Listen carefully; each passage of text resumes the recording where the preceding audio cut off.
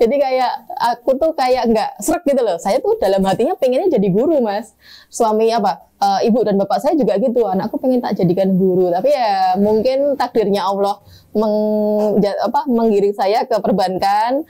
Perbankan saya 7 tahun. Akhirnya bosen. Terus saya memang dari kecil kalau ibu ada masak, pesanan makanan gitu kadang saya bantuin. Nah, dari itu yang memotivasi saya belajar.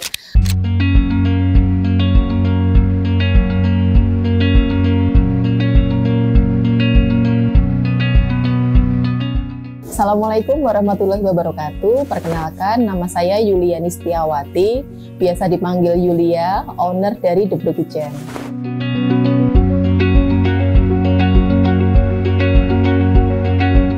Saya merintis usaha mulai dari tahun 2020. Jadi sekitar bulan Januari kita membuka usaha. Lalu 3 bulan berjalan terkena pandemi. Jadi awalnya tercipta The Bro itu secara ketidaksengajaan. Jadi sebelumnya saya adalah karyawan perbankan, begitu juga dengan suami.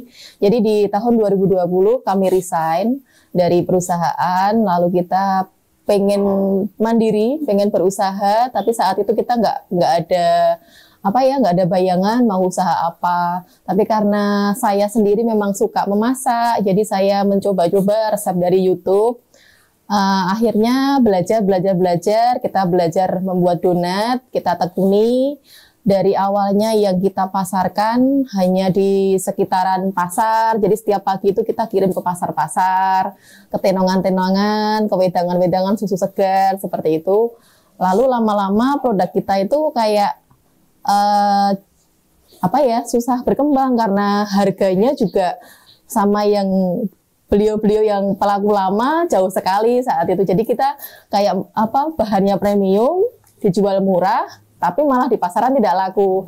Nah, mulai itulah saya belajar. Jadi saya pertama kali ikut kegiatan UMKM itu dari Dinas Koperasi Kota Surakarta. Dari situ mulai belajar packaging, perizinan, terus aspek-aspek yang membuat produk kita bisa terangkat seperti itu, lalu kita terapkan di usaha saya. Terus tercipta nama The Bro itu juga kita bingung saat itu mau bikin nama apa, mau bikin brand apa. Saat itu bingung kasih nama apa, masa mau kasih nama anak. Terus karena kita berdua memang basicnya dari perbankan instansi yang sama, ya udah deh pakai nama perusahaan kita dulu, siapa tahu kita bisa gajinya melebihi waktu pendapatan kita sebelumnya. Jadi sebagai motivasi kita aja. Makanya diberi nama The Bro Kitchen. Jadi dari The Bro Kitchen sendiri awalnya kita hanya fokus ke donat, lalu kita mulai mencoba menjajaki pasar. Kita bikin snack-snack, jadi snack-snack untuk rapat, kantor, terus acara-acara. Jadi mulai dari roti, jadi perotian, roti sosis, roti coklat, terus pisang bolen, brownies, terus pie buah, sus buah, seperti itu. Terus mulai kita belajar bikin makanan yang khas daerah seperti arem-arem, lemper, semar mendem, mega mendung, terus carang gesing, seperti itu untuk varian alternatif isian snack. Jadi isian snack dulu kita awalnya hanya ambil dari para reseller, tapi lama-lama semakin banyak orderan, kita malah merasa takut kualitas rasa tidak konsisten. Karena saya sendiri untuk rasa memang menjaga. Jadi jangan sampai yang keluar dari tempat ini tidak berkenan, karena itu juga menjadi nilai jual kita ke depan nanti. Makanya kita malah mulai semua belajar bikin sendiri semua. Kita mulai membuat alternatif makanan yang daya simpannya lebih lama untuk kita kenalkan sebagai oleh-oleh Kota Solo awalnya. Kita memilih ekrol bekatul. Kenapa sih kok pilih ekrol bekatul? Nah, saat itu ada cerita unik, Mbak. Jadi saya itu nggak bisa bikin ekrol. Jadi kebetulan ada teman saya itu bisa bikin ekrol, cuman rasanya yang standar-standar aja, nggak ada alternatif rasa yang lain yang bisa menunjukkan produk dia unik. Nah, kebetulan ada tetangga saya ini, dia penderita diabetes dan harus minum susu katul. Nah, kebetulan juga bapak saya, ibu saya almarhum itu juga penderita diabetes. Jadi untuk makan-makan yang kita harus memilih. Nah, terus kok saya ada ide, kenapa susu katul ini nggak bisa saya bikinkan makanan saat itu. Terus saya membantu teman saya yang jago bikin ekrol. Saya kasih bahan, terus dia bikin, saat itu saya pasarkan. Terus akhirnya saya belajar sendiri. Belajar dari YouTube. Membuat egg roll sendiri, saya kembangkan. Jadi resepnya bener-bener saya nyari dari YouTube itu sekitaran 10 resep. 10 resep yang ada, saya uji coba selama kurang lebih 3 bulan. Dengan varian katul yang saya coba itu dari yang paling murah yang ada di pasar, paling bagus, sampai yang paling sehat. Jadi saya udah eksperimen pakai katul itu beberapa kali trial, akhirnya terciptalah yang sekarang ini namanya Bekroll, Bekatul Egg Roll. Jadi kenapa saya pilih bekatul, itu salah satu alasannya karena manfaatnya yang sangat banyak sekali. Jadi dari kulit yang nempel di padi, jadi padi itu kan ada kulit paling luar. Nah, kulit paling luar itu biasanya untuk pakan ayam. Setelah itu diseleb lagi, ada kulit tipis yang nempel di beras. Nah, itu yang kita pakai. Jadi bukan semata-mata kulit padinya itu kita makan, nanti di tenggorokan gatel. Tapi kulit ari yang nempel di beras yang kita pakai. Jadi dia lebih lembut teksturnya. Nah, di situ kandungan mineral, vitamin, zat besi. Terus yang terbaru kemarin ponakan saya kan kebetulan kuliah jurusan ilmu gizi. Dia malah trial produk saya ini dibawa ke labnya dan dosennya malah menyarankan makanan ini tinggi Fe. Jadi cocok buat anak-anak yang kadang kurang darah, akhirnya stunting. Itu malah disarankan memakan bekatul. Karena mineralnya banyak sekali, cocok buat menaikkan Fe. Saya sendiri jujur aja untuk karyawan itu hanya full ke produksi. Jadi untuk pemasaran ya saya handle sendiri. Nah itu mungkin saya ke depan akan mempunyai tim sendiri yang khusus untuk mengelola ini sih, lebih ke sosmed, karena alhamdulillahnya saat ini customer saya juga datangnya dari Instagram kebanyakan.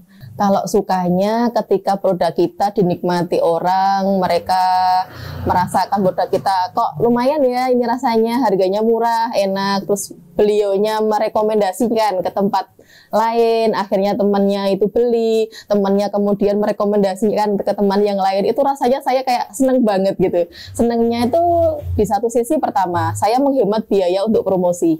Yang kedua, saya bisa membangun brand image produk saya ini. Oh, The Brew ini rasanya seperti ini, dia konsisten menjaga rasa. Jadi walaupun mungkin harganya sedikit lebih tinggi dibanding pasaran, tapi dia konsisten. Ya, saya itu yang membuat saya senang. Tapi kalau sedihnya ketika kadang itu pas orderan momen-momen tertentu, orderan sepi, pasar lesu, kadang kita nitip di kantin aja nggak habis, itu ya sedih sih Mbak. Pengennya ya laris terus, tapi yang namanya bisnis ya harus tetap berjalan gitu. Kalau untuk strategi, jujur saja saya lebih ke menjalani. Saya tidak ada suatu plan A, B, C, D, E seperti itu. Tapi saya konsisten aja, konsisten dengan apa yang saya bangun di awal. Jadi ketika pasar lagi lesu, orderan lagi sepi, kayaknya aduh pengen menyerah nih. Nah itu saya kembali lagi ke awal dulu. Dulu saya begitu semangat merintis usaha ini, ketika ini sudah berjalan, masa ya saya harus menyerah.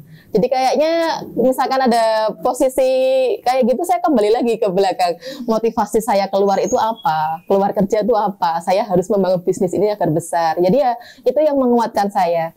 Terus saya lebih ke ini sih Mbak, memasrahkan semua. Jadi kalau kata orang itu rezeki jalur langit ya.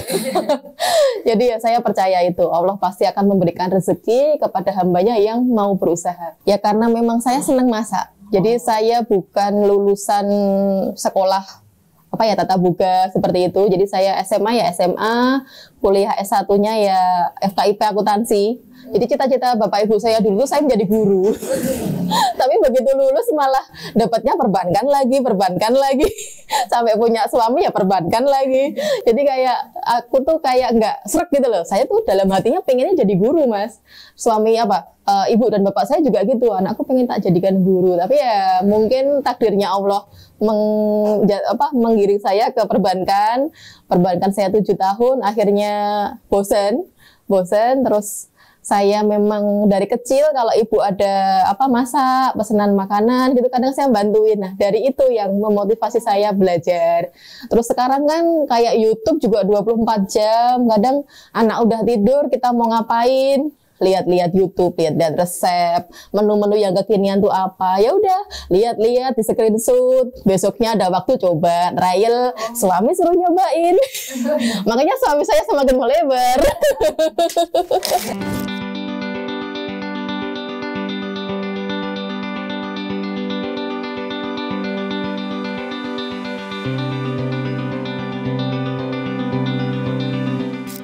Untuk teman Sena semuanya, bagi yang pengen cemilan-cemilan yang enak, yang sehat tentunya, yang bagus untuk kesehatan, untuk anak-anak, apalagi yang gizinya juga banyak banget, vitamin, mineral, B-kompleks, B12-nya juga ada.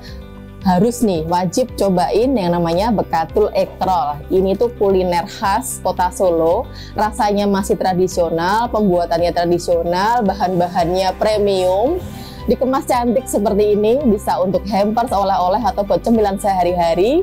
Silahkan dicoba Bekatul Ekrol.